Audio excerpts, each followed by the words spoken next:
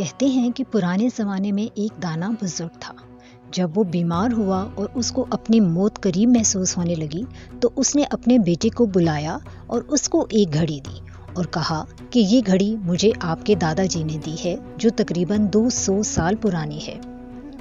اس نے بیٹے سے کہا کہ اس سے پہلے کہ میں یہ گھڑی آپ کو تحفے میں دوں، آپ پہلے بازار میں جا کر گھڑیوں کی دکان سے اس کی قیمت معلوم کر لیں کہ وہ دکاندار کتنے میں یہ گھڑی خریدنا چاہ رہا ہے۔ بیٹے نے گھڑی لی اور دکاندار کے پاس گیا اور قیمت معلوم کر کے اپنے والد کے پاس آیا اور بتایا کہ دکاندار اس گھڑی کو 500 روپے میں خریدنے کو تیار ہے کیونکہ یہ ایک پرانی گھڑی ہے۔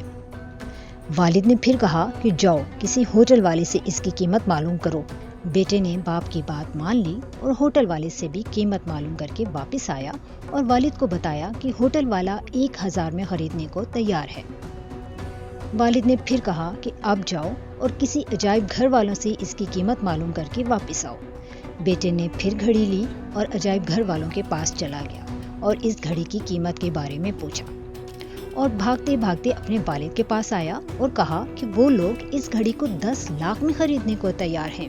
تب والد نے کہا کہ دیکھو بیٹے، میں تمہیں یہ سمجھانے کی کوشش کر رہا تھا کہ صحیح جگہ پر آپ کی قدر ہوتی ہے، آپ کو اہمیت اور عزت دی جاتی ہے۔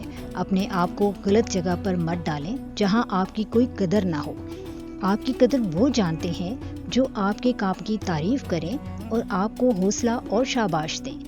ایسی جگہ پر خود کو مت رکھنا جہاں آپ کی حوصلہ شکنی ہو، جہاں آپ کے کام کو سراہا نہ جائے۔ اس لیے سب اپنی قدر جانیں۔